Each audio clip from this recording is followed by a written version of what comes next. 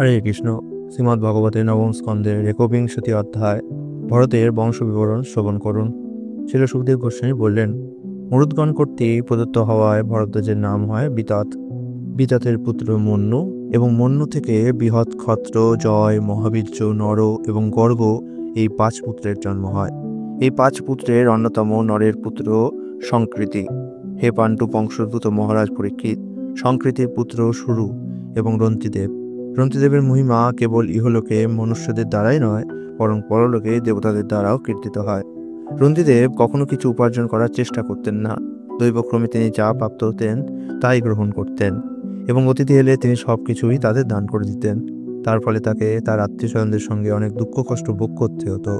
প্রকৃতপক্ষে ক্ষুধা এবং তৃষ্ণায় তার নিজের এবং আত্মীয়স্বজনদের শরীর কম্পমান হতো। তবুও রন্তিদেব সর্বদাই অত্যন্ত সহিষ্ণু এবং বীর ছিলেন। একসময় 48 দিন উপবাস করার পর রন্তিদেব সকালবেলা একটু জল এবং দুধ ও ঘি দিয়ে তৈরি কিছু অন্ন প্রাপ্ত হয়েছিলেন। কিন্তু যখন তিনি তার পরিবার বর্গের সঙ্গে তা ভোজন করতে যাবেন, তখন এক ব্রাহ্মণ অতিথি এসে উপস্থিত হন। রন্তিদেব সর্বত্র এবং সর্বভূতে ভগবানের উপস্থিতি অনুভব করতেন।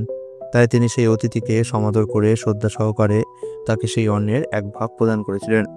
সেই ব্রাহ্মণ অতিথিটি সেই অন্ন আহার করে সেখান থেকে চলে গিয়েছিলেন। তারপর রন্তিদেব অবশিষ্ট অন্ন স্বজনদের মধ্যে বিভাগ করে দিলে যখন দেখলেন যে স্বয়ং ভোজন করতে যাবেন তখন এক শূদ্র অতিথি উপস্থিত হয়েছেন, তখন শূদ্রকে ভগবত সম্বন্ধে দর্শন করে রাজা রন্তিদেব তাকেও অন্নের ভাগ প্রদান করেছিলেন। সেই শূদ্র চলে গেলে আরেকজন অতিথি কুকুর পরিবেষ্টিত হয়ে সেখানে এসে বলেছিলেন, হে রাজন, আমি এবং এই কুকুরগুলি ক্ষুধায় অত্যন্ত কাতর, দয়া করে আমাদের কিছু আহার্য প্রদান করুন।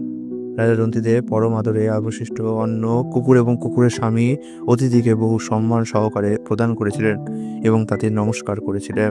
তারপর কেবল পানীয় জল অবশিষ্ট ছিল, তাও কেবলমাত্র একজনের তৃপ্তি সাধনের জন্য যথেষ্ট। কিন্তু রাজা যখন সেই জল পান করতে যাবেন, তখন এক চণ্ডাল সেখানে উপস্থিত হয়ে বলেছিল, হে রাজন, যদিও আমি অত্যন্ত নীচ কুলোদ্ভূত, তবুও দয়া করে আমাকে কিছু পানীয় জল দান করুন।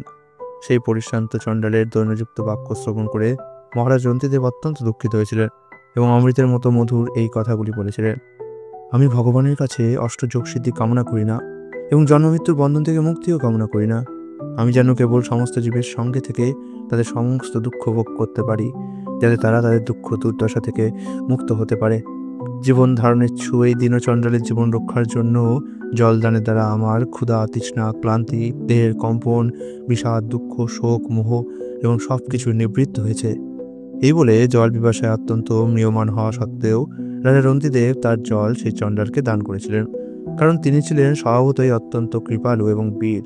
ফলাকাঙ্ক্ষী ব্যক্তিদের বাসনা অনুসারে ফল প্রদানে সক্ষম ব্রহ্মা, শিবাদি দেবতাগণ তখন রন্তিদেবের সম্মুখে তাদের স্বরূপ প্রদর্শন করেছিলেন, কারণ তারাই ব্রাহ্মণ, শূদ্র, চণ্ডাল ইত্যাদি রূপে তার কাছে এসেছিলেন। দেবতাদের কাছ থেকে কোনো প্রকার জড়জাগতিক লাভ প্রাপ্তির আকাঙ্ক্ষা রাজা রন্তিদেবের ছিল না। তিনি তাদের প্রণতি নিবেদন করেছিলেন, কিন্তু যেহেতু তিনি ভগবান বাসুদেবের অনুরক্ত ছিলেন, তাই তিনি ভক্তি সহকারে শ্রী বাসুদেবের শ্রী পাদপদ্মে তার চিত্ত সন্নিবিষ্টিত করেছিলেন। হে মহারাজ পরীক্ষিত, রাজা রন্তিদেব যেহেতু কৃষ্ণ ভাবনাময় নিষ্কাম শুদ্ধ ভক্ত ছিলেন, তাই ভগবানের মায়া তার কাছে নিজেকে প্রকট করতে পারেননি। পক্ষান্তরে তার কাছে মায়া একটি স্বপ্নের মতো প্রতিভাত হতো। যারা মহারাজ রন্তিদেবের আদর্শ অনুসরণ করেছিলেন, তারা তার কৃপার প্রভাবে নারায়ণ পরায়ণ শুদ্ধ ভক্ত হয়েছিলেন।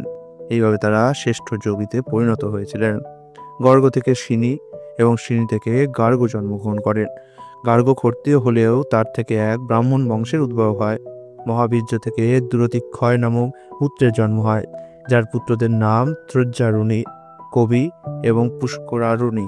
যদিও দুরিতক্ষয়ের এই পুত্ররা ক্ষত্রিয় বংশে জন্মগ্রহণ করেছিলেন, তবুও তারা ব্রাহ্মণত্ব লাভ করেছিলেন। বৃহৎ ক্ষত্রের হস্তি নামক পুত্র হস্তিনাপুর নগরী স্থাপনা করেন। হস্তির অজমির, দিমির এবং পুরুমির এই 3টি পুত্র ছিল। প্রিয়মেদ আদি অজমিরের বংশধরগণ সকলে ব্রাহ্মণ হয়েছিলেন। অজমির থেকে বৃহদেশু নামক এক পুত্র জন্মগ্রহণ করেন। বৃহদেশুর পুত্র বৃহদ্ধনু আর বৃহদ্ধনু থেকে বৃহৎকায় জন্মগ্রহণ করেন। তার পুত্রের নাম ছিল জয়দ্রাত। জয়দ্রাতের পুত্র বিষাদ এবং তার পুত্র সেনজিৎ। সেনজিতের রুচিরাস্য, দীরহনু, কাশ্য এবং বৎস নামক 4 পুত্র ছিলেন। রুচিরাসের পুত্র পার এবং পারের পুত্র পিথুসেন ও নিপ। নিপের 100 পুত্র ছিলেন। রাজা নিপ শুকের কন্যা কৃতির গর্ভে ব্রহ্মদত্ত নামক এক পুত্র উৎপন্ন করেন। ব্রহ্মদত্ত, যিনি ছিলেন একজন মহান যোগী, তিনি তার পত্নী সরস্বতীর গর্ভে বৃষক সেন নামক এক পুত্র উৎপাদন করেন। মহর্ষি জৈগীশ্বরের উপদেশে বৃষক সেন যোগশাস্ত্র রচনা করেছিলেন। বৃষক সেন থেকে উদক সেনের জন্ম হয় এবং উদক সেন থেকে ভল্লাটের জন্ম হয়। এরা সকলেই বৃহদীসুর বংশধর। দিমিরের পুত্র জবিনর এবং তার পুত্র ছিলেন কৃতিমান। কৃতিমানের পুত্র সত্যধৃতি নামে বিখ্যাত হয়েছিলেন। সত্যজিৎ থেকে দৃঢ়নেমি নামক এক পুত্রের জন্ম হয়। দৃঢ়নেমি সুপার্শ্বের পিতা ছিলেন। সুপার্শ্ব থেকে সুমতি, সুমতির পুত্র সন্নতিমান। সন্নতিমান থেকে কৃতি জন্মগ্রহণ করেন। তিনি ব্রহ্মার কাছে যোগশক্তি লাভ করে সামবেদের পাঁচ সামের 6টি সংহিতা শিক্ষাদান করেন। কৃতির পুত্র নিপ, নিপ থেকে উগ্রায়ুধ, উগ্রায়ুধের পুত্র ক্ষেম্য, ক্ষেম্যের পুত্র সুবীর এবং সুবীরের পুত্রের নাম রিপুঞ্জয়। রিপুঞ্জয় থেকে বহুরথ নামক এক পুত্র উৎপন্ন হয়। পুরুমির নিঃসন্তান ছিলেন। আজমিরের নলিনী নাম্নী ভার্যার গর্ভে নীলের জন্ম হয়। নীলের পুত্রের নাম ছিল শান্তি। শান্তির পুত্র সুশান্তি, সুশান্তির পুত্র পুরুজ এবং পুরুজের পুত্র অর্ক, অর্ক থেকে ভর্মাস্য এবং ভর্মাস্য থেকে মুদগল, জবিনর, বৃহদ্দৃশ্য, কল্পিল এবং সঞ্জয় নামক 5 পুত্রের জন্ম হয়। ভর্মাস্য তার পুত্রদের বলেছিলেন, হে পুত্রগণ, তোমরা আমার 5টি রাজ্যের ভার গ্রহণ করো, কারণ তোমরা সেই কার্য সম্পাদনে সমর্থ। এই কারণে তার পঞ্চপুত্র পাঞ্চাল নামে অভিহিত হন। মুদগল থেকে মুদগল্য ব্রাহ্মণ বংশের উৎপত্তি হয়। ভর্মাস্যের পুত্র মুদগলের যমজ পুত্র এবং কন্যা উৎপন্ন হয়। পুত্রটির নাম দেবদাস এবং কন্যাটির নাম অহল্যা। অহল্যার গর্ভে পতি গৌতমের ওরসে শতানন্দ নামক এক পুত্রের জন্ম হয়। শতানন্দের পুত্র সত্যজিৎ ধনুর্বিদ্যায় অত্যন্ত পারদর্শী ছিলেন। সত্যজিতের পুত্র শরদ্দান উর্বশীকে দর্শন করে তার বীর্য স্খলিত হয়ে সরঘাসের গুচ্ছে পতিত হয়। সেই বীর্য থেকে সর্বমঙ্গলময় একটি পুত্র এবং একটি কন্যার জন্ম হয়।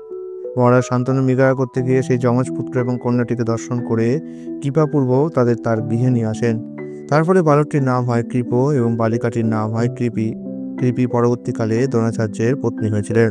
ইতি শ্রীমদ্ভগবতে নবম স্কন্ধের ভরতের বংশ বিবরণ নামক ১বিংশতি অধ্যায়ের ভক্তিবেদান্ত অনুবাদ সমাপ্ত হলো। হরে কৃষ্ণ।